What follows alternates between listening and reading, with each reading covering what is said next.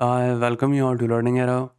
तो आज के वीडियो के अंदर बात करेंगे KVS NVS JSA and steno 2025 tier 2 answer key के ऊपर। अब आपकी यहाँ पर जो आंसर की है वो कब तक आ सकती है, क्या वो अभी यहाँ पर रिलीज़ होने वाली है, उसकी बात करेंगे। साथ में हम ये भी बात करेंगे कि यहाँ पर जो डिस्क्रिप्टिव सेक्शन है आपका, उसके अंदर आंसर की में क्या होने वाला है, क्या आप उसको चैलेंज कर पाओगे या ऐसा होगा कि आपकी यहाँ पर सिर्फ ऑब्जेक्टिव यहाँ पर जो पार्ट है वो यहाँ पर रिलीज़ होगा। क्या होने वाला है उसके बारे में भी हम यहाँ पर देखने वाले हैं आज की वीडियो के अंदर। और साथ में ये भी बात करेंगे कि यहाँ पर जो टाइपिंग और CPT है उसकी आपको तैयारी किस तरीके से करनी है, क्या स्ट्रैटेजी होनी चाहिए, उस सबको यहाँ पर हम कवर करेंगे आज के वीडियो के अंदर। तो अब हम बात करेंगे यहाँ पर KVS JSN steno answer key के ऊपर कि आपकी आंसर की किस तरीके से रिलीज़ होगी।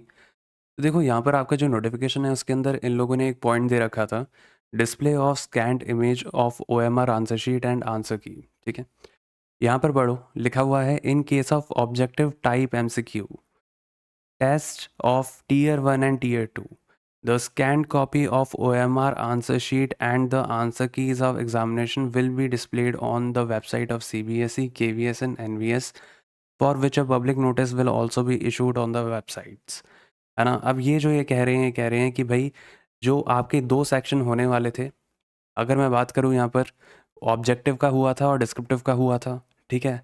इन दोनों सेक्शन के अंदर ये बोल रहा है कि भाई इसका जो ऑब्जेक्टिव वाला पार्ट था उसके अंदर भले ही वो टीयर 2 के अंदर भी जो ऑब्जेक्टिव वाला पार्ट है उसकी हम यहाँ पर स्कैन कॉपी दिखाएँगे। है ना? तो ये आपकी जो आंसर की है वो आने वाली है। काफ़ी बच्चे इसके अंदर भी कन्फ्यूजन में थे कि क्या वो आंसर की रिलीज़ करेंगे क्योंकि डिस्क्रिप्टिव वाला सेक्शन भी है। तो इन लोगों ने दे रखा है आपके नोटिफ़िकेशन के अंदर एक पॉइंट के अंदर कि ये टीयर 2 के अंदर जो ऑब्जेक्टिव वाला पार्ट है उसके अंदर ये लोग आंसर की रिलीज़ करेंगे। ये इनके नोटिफ़िकेशन में लिखा हुआ है। जैसे in case of objective type MCQ test of tier 1 and tier 2 the scanned copy of OMR answer sheet and the answer keys of examination will be displayed on the website of CBSE, KVS और NVS। मतलब तीनों की website पे ये दिखेगा। ठीक है, generally दिखता है यहाँ पर CBSE पे पहले आता है, फिर KVS पे आता है, फिर NVS पे आपको दिखता है। मतलब KVS NVS पे बाद में आता है। बाकी की यहाँ पर जो इंपॉर्टेंट चीज़ें हैं वो भी देख लो। यहाँ पर क्या लिखा हुआ है, इसके अलावा कि यहाँ पर देखो 2-3 दिनों के लिए ही वो लोग ये वाली आपको अपॉर्चुनिटी देंगे कि आप वो आंसर की देख पाओ और चैलेंज कर पाओ। चैलेंज किनको कर पाओगे? ऑब्जेक्टिव टाइप वाले सेक्शन को। ठीक है? इसके अलावा यहाँ पर देखो लिखा हुआ है कि आपकी जो फ़ीस होगी ये ज़्यादा ले रहे हैं। फ़ीस इतनी नहीं लेनी चाहिए जनरली, है ना? ₹1000 पर क्वेश्चन, तो बहुत कम बच्चे होंगे जो कि इसके लिए करते हैं, जनरली यहाँ पर लगाते हैं। और यहाँ पर देख सकते हो नॉन रिफंडेबल भी है। और इसके अलावा अगर मैं बात करूँ तो यहाँ पर देखो नीचे एक और पॉइंट लिखा हुआ है, the subject experts will examine all the challenges received. मतलब जो भी चैलेंज करोगे आप वो उसको एग्जामिन करेंगे और उसके बाद आपकी यहाँ पर जो फाइनल आंसर की है ना वो लोग प्रिपेयर करेंगे। मतलब एक फ़ाइनल आंसर की भी आखिरी में निकलेगी। तो ये वाली बात भी आपको क्लियर हो जाती है। एक फ़ाइनल आंसर की भी यहाँ पर ये लोग निकालने वाले हैं आगे चल के। तो ये वाली बात क्लियर हुई कि यहाँ पर काफ़ी बच्चे जो सोच रहे थे कि आंसर की नहीं आएगी क्योंकि डिस्क्रिप्टिव है इसके अंदर तो वो लोग नहीं देंगे शायद। तो ऐसा नहीं है, आपके नोटिफिकेशन में लिखा है और जो नोटिफिकेशन में लिखा होता है वो पत्थर की लकीर होती है ना। अनलेस वो यहाँ पर इसका कोई नोटिस निकाले और उसको क्लैरिफाई करें कि नहीं ऐसा नहीं, हम ऐसा करने वाले हैं, तो तब एक बात अलग होती है। लेकिन जनरली जो लिखा होता है उनको उसी पैटर्न के ऊपर ही चलना पड़ता है। ठीक है। अब अगर मैं बात करूँ इसके बाद, तो देखो नेगेटिव मार्किंग भी है आपकी, है ना? लेकिन नेगेटिव मार्किंग किसके अंदर है, ये भी यहाँ पर आपके लिए इम्पोर्टेंट है। जैसे यहाँ पर देखो क्या लिखा हुआ है, in objective type question, objective type ये वाले हो गए, ठीक है? और यहाँ पर लिखा हुआ है ऑब्जेक्टिव टाइप क्वेश्चंस के अंदर टियर 2 के अंदर इतने की नेगेटिव मार्किंग है, 1/4 मार्क्स की नेगेटिव मार्किंग है, मतलब 0.25 मार्क्स जो हैं वो आपके कटेंगे, ठीक है? इसलिए आंसर की देना यहाँ पर ज़रूरी हो जाता है। अब इसके बाद भी यहाँ पर देखो कि कब तक आपकी यहाँ पर जो आंसर की है वो रिलीज़ हो सकती है। मैं आपको यही बोलूँगा कि बहुत जल्द होने वाली है, ठीक है? ऐसा मैं क्यों बोल रहा हूँ? क्योंकि अभी यहाँ पर मैं आपको एक पूरा पैटर्न दिखाता हूँ, उससे आपको सारी चीज़ें क्लियर हो जाएँगी। जैसे अगर मैं बात करूँ यहाँ पर KVS, NVS, JSA की यहाँ पर जो आंसर की यहाँ पर जो आई थी, ठीक है? उसके अंदर कितना वक़्त लगा था? तो देखो यहाँ पर सबसे पहले हमें जानना पड़ेगा कि सारे एग्ज़ाम्स यहाँ पर जो कंडक्ट हुए वो हुए यहाँ पर 10 और 11 जनवरी को। ठीक है? ये आपके सामने है, नोटिस है ये पूरा और यहाँ पर लिखा हुआ है 10 और 11 जनवरी को हुए थे। उसके बाद यहाँ पर देखो जो आपकी आंसर की आई थी, वो कब आई थी? वो आई थी यहाँ पर ऊपर देखो डेट लिखी हुई है 31 जन। मतलब 31 जैन को आपकी यहाँ पर जो आंसर की है वो आपको देखने को मिली, है ना? कितना टाइम हो गया यहाँ पर? 11 जनवरी से यहाँ पर 31 जैन, मतलब 20 दिन के अंदर आपको आंसर की देखने को मिली, वो भी टियर 1 की। टियर 1 में बहुत सारे कैंडिडेट्स होते हैं, ठीक है? टियर 2 में फिर भी इतने नहीं होते जितने टियर 1 के अंदर होते हैं। और तब भी यहाँ पर देखो इन लोगों ने सेम रखा था, 1000 रुपये पर क्वेश्चन, जो कि काफ़ी ज़्यादा है। और अगर मैं बात करूँ तो इस तरीके से सीबीएसई की वेबसाइट पे आई थी, और ये 10 और 11 को यहाँ पर जो कंडक्ट हुआ था उसके बारे में भी रेफरेंस दिया था। अब यहाँ पर देखो जो रिज़ल्ट यहाँ पर जो आया था आपका, वो कितने टाइम में आया था? वो आया था यहाँ पर 28 फरवरी को। यहाँ पर आप देख सकते हो display of result of tier 1 examination, इस तरीके से लिखा हुआ था। और फिर आप जाकर चेक कर सकते थे, यहाँ पर डेट देख सकते हो, ऊपर लिखी हुई है 28 फरवरी। मतलब यहाँ पर देखो 31 जनवरी को यहाँ पर आपके आंसर की आई, और उसके बाद यहाँ पर एग्जैक्टली अगर हम देखें तो 28 दिनों के अंदर आपके यहाँ पर जो है वो आपको रिज़ल्ट देखने को मिला। फिर आपकी यहाँ पर जो टियर 2 की जो डेट आई, वो यहाँ पर क्या आई, वो यहाँ पर थोड़ी-सी रिवाइज़ हुई थी, और 28 मार्च को आपका रखा गया था। कौन-सा एग्ज़ाम रखा गया था यहाँ पर? जेएसए का, केवीएस का। और अगर मैं यहाँ पर बात करूँ तो यहाँ पर आप देख सकते हो स्टेनोग्राफर ग्रेड 1 का भी रखा गया था, और 30 मार्च को यहाँ पर स्टेनोग्राफर ग्रेड 2 का रखा गया था। तो हम कब तक उम्मीद कर सकते हैं यहाँ पर कि आपकी यहाँ पर जो आंसर की है वो आपको देखने को मिलेगी? क्योंकि अगर देखो यहाँ पर 28 मार्च को यहाँ पर आपका पेपर कंडक्ट हुआ है मेनली, तो अगर आप देखोगे, हिसाब लगाओगे, तो ये मानकर चलो कि 3rd वीक ऑफ अप्रैल तक आपको देखने को मिल जाएगी, ठीक है? अगर आप जस्ट टियर 1 का भी यहाँ पर सिनेरियो देखोगे, इवन दो टियर 1 के अंदर ज़्यादा बच्चे थे, है ना? तो भी आपको ये देखने को मिल जाएगी। जनरली किसका निकालेंगे? ऑब्जेक्टिव पार्ट का निकालेंगे, इनका नोटिफ़िकेशन में ये चीज़ दी हुई है, ठीक है? अभी हम यहाँ पर पीछे देख कर आए हैं कि एक पॉइंट लिखा हुआ था कि इस तरीके से वो लोग ओएमआर शीट और आंसर की जो है वो यहाँ पर निकालने वाले हैं ऑब्जेक्टिव पार्ट की, टियर 2 के अंदर भी, ठीक है? अगर मैं यहाँ पर पीछे देखूँ तो देखो यहाँ पर लिखा हुआ था टियर 2 के अंदर भी, ठीक है? ऑब्जेक्टिव टाइप की यहाँ पर ये आंसर की निकालेंगे। तो जो लिखा होता है नोटिफ़िकेशन में वो उनको फॉलो करना पड़ता है। तो इस हफ़्ते आप यहाँ पर कभी भी एक्सपेक्ट कर सकते हो कि आ सकती है, हाई प्रोबेबिलिटी मैं बोलूँगा कि इस हफ़्ते आने वाली है, 3rd वीक ऑफ अप्रैल, ठीक है? और अगर मान लो ये लोग थोड़ा डिले भी करते हैं तो ज़्यादा नहीं करेंगे, इस महीने के अंदर आपको देखने को मिल जाएगी आपकी आंसर की, ये 99% श्योर है। लेकिन अगर मैं बात करूँ तो इस हफ़्ते के अंदर ज़्यादा हाई प्रोबेबिलिटी है आपकी आंसर की आने की, ठीक है? अब हम अगर बात करें कि कब तक आपका रिज़ल्ट आ सकता है, तो देखो रिज़ल्ट में ये लोग लगभग 1 महीना लगाएँगे आपका, ठीक है? अगर हम यहाँ पर पीछे भी देखें ना, तो इन लोगों ने देखो कब तक किया था कि आपकी जो आंसर की आई थी, है ना? वो आई थी 31 जैन, और उसके बाद लगभग यहाँ पर 28 दिन के बाद आपको रिज़ल्ट देखने को मिल गया, है ना? तो आप ये मानकर चलो कि इसके अंदर फिर भी थोड़ा-सा टाइम अगर ये ज़्यादा से ज़्यादा भी खींचें तो 4th वीक ऑफ मई या अप्रैल, मतलब मई के बाद जून तक जाने की यहाँ पर जो पॉसिबिलिटी है वो थोड़ी कम है। ठीक है?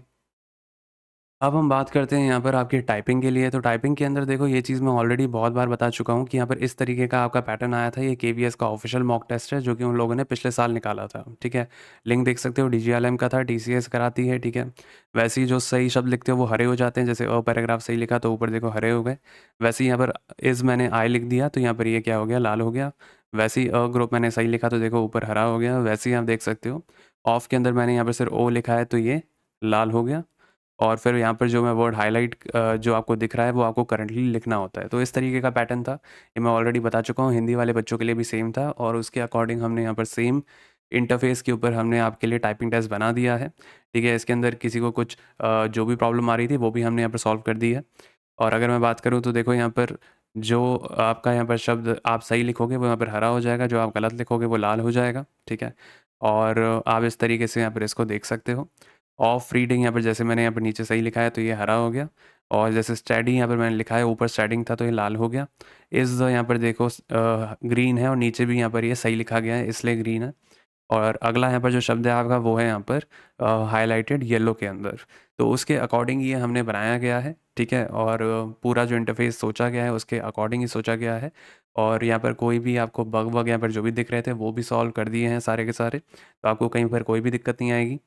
और अगर मैं बात करूँ तो इस तरीके से यहाँ पर जो केवीएस और एनवीएस का जो टाइपिंग टेस्ट है वो यहाँ पर डिज़ाइन किया गया है स्पेशली उनको देखते हुए। और यहाँ पर आप देख सकते हो कि बहुत सारे फीचर्स भी आपको मिल जाते हैं जो कि हमने यहाँ पर बनाए हैं आपके लिए। तो ये जो चीज़ें आप देख रहे हो, एग्जैक्ट इंटरफेस जो देख रहे हो केवीएस के पिछले साल के टाइपिंग टेस्ट का, वो आपको यहाँ पर मिल जाएगा। कमेंट सेक्शन में लिंक दिया हुआ है, learningera.in के ऊपर मिल जाएगा ये सारा का सारा आपको इंटरफेस केवीएस एनवीएस का। है ना? और आपको कोई भी प्रॉब्लम आती है तो हमारा व्हाट्सएप नंबर भी गिवन है कमेंट सेक्शन में। अब आप यहाँ पर फीचर भी देख सकते हो, टाइम मोड मिलता है जिसके अंदर आप यहाँ पर ड्यूरेशन सेलेक्ट कर सकते हो, नहीं तो आप यहाँ पर वर्ड मोड भी चुन सकते हो, उसके अंदर आप कितने शब्द लिखना चाहते हो आप उतने ही लिखोगे। उसके बाद यहाँ पर आप देख सकते हो बैकस्पेस को ऑन ऑफ कर सकते हो, बैकस्पेस का साउंड का भी ऑप्शन है, एग्ज़ाम मोड के अंदर फुल स्क्रीन हो जाती है। यहाँ पर आप लाइव स्पीड देख सकते हो, अगर आपने ये वाला बटन दबा दिया तो जैसे-जैसे टाइप करोगे वैसे-वैसे आपको आपकी स्पीड दिखती रहेगी। फिर उसके बाद फ़ॉन्ट को ज़ूम आउट कर सकते हो, ज़ूम इन कर सकते हो। साउंड को ऑन ऑफ कर सकते हो अगर आप टाइप कर रहे हो तो, ठीक है। इसके अलावा यहाँ पर हाइलाइट को भी ऑन ऑफ कर सकते हो। मैं ये बोलूँगा हाइलाइट पिछले सालों के अंदर ऑन था, केवीएस के अंदर भी, एनवीएस के अंदर भी। ये मैं ऑलरेडी डिस्कस कर चुका हूँ एक वीडियो के अंदर। तो आपको यहाँ पर 80% टाइम्स आपको यहाँ पर ऑन रखना है ना? आपका यहाँ पर हाइलाइट और बैकस्पेस 20% टाइम्स आप यहाँ पर प्रैक्टिस करोगे विदाउट इनके, ठीक है? तो आपको 80% टाइम्स ऑन करके यहाँ प्रैक्टिस करनी है और 20% टाइम्स आपको ऑफ करके प्रैक्टिस करनी है जब तक 2025 की गाइडलाइंस आ नहीं जाती। क्योंकि इस बार केवीएस और एनवीएस यहाँ पर साथ में हो रहा है तो हो सकता है कि ये लोग थोड़ा कुछ चेंज कर दें और सीबीएसई करा रही है ना? तो कुछ कर सकती है वो ऊपर-नीचे। तो पिछले साल के हिसाब से ऑन था, है ना? तो आपको ऑन करके यहाँ पे प्रैक्टिस करनी है 80% ऑफ द टाइम्स और 20% टाइम आपको ऑफ करके प्रैक्टिस करनी है। और हिंदी वाले बच्चों के लिए यहाँ पर तीनों फ़ॉन्ट अवेलेबल है, मंगल इंस्क्रिप्ट, कृतिदेव, गेल, किसी के ऊपर भी प्रैक्टिस कर सकते हो। और आपको कहीं पर कोई भी दिक्कत आए तो पूछ सकते हो, व्हाट्सएप नंबर हमारा गिवन है कमेंट सेक्शन में। बाकी सीपीटी के लिए यहाँ पर हम ऑलरेडी आपके लिए फ्री ऑफ कॉस्ट सारे के सारे यहाँ पर जो मटेरियल है वो हम निकाल रहे हैं, है ना? ऑलमोस्ट यहाँ पर 5 में से 4 टॉपिक्स हम कवर कर चुके हैं। अब आप सोचोगे कौन से टॉपिक्स सही हैं? तो देखो केवीएस, जेएसए का यहाँ पर जो सीपीटी आपका होने वाला है, उसके अंदर देख सकते हो MS Word, MS Excel, MS Access और एमएस पावर पॉइंट। ये चारों के चारों हम कवर कर चुके हैं। इनके यहाँ पर हम सारे के सारे एमसीक्यू सवाल निकाल चुके हैं आपके लिए अलॉन्ग विथ आंसर की।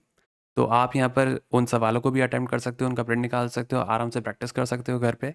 और उसके अलावा यहाँ पर आंसर की है, उससे आप मैच कर सकते हो कि आपका यहाँ पर क्या स्कोर रहा, है ना? और भी हम यहाँ पर इसके ऊपर स्टडी मटेरियल निकालने वाले हैं, लेकिन वो डिपेंड करेगा कि आपका यहाँ पर रिस्पॉन्स कैसा रहता है ना? क्योंकि हम ये सब फ्री ऑफ कॉस्ट कर रहे हैं। तो आप यहाँ पर जैसा बताओगे कि आपको अच्छा लग रहा है कंटेंट तो हम उसको और कंटिन्यू करेंगे, ठीक है? तो केवीएस जेएसए का जो बस अभी इंटरनेट टॉपिक है वो बचा हुआ है, वो भी हम कवर कर देंगे। वैसे ही यहाँ पर केवीएस स्टेनो के अंदर भी ये आने वाला है सीपीटी, सेम सिलेबस है, तो स्टेनो वालों के लिए भी ये जो हमने निकाला है कंटेंट वो उतना ही इम्पोर्टेंट है।